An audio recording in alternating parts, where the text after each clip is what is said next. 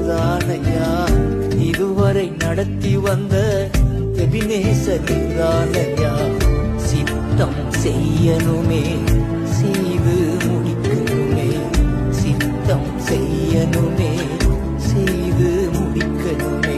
நீங்கதான் எல்லாமே, ஏக்கம் தான்.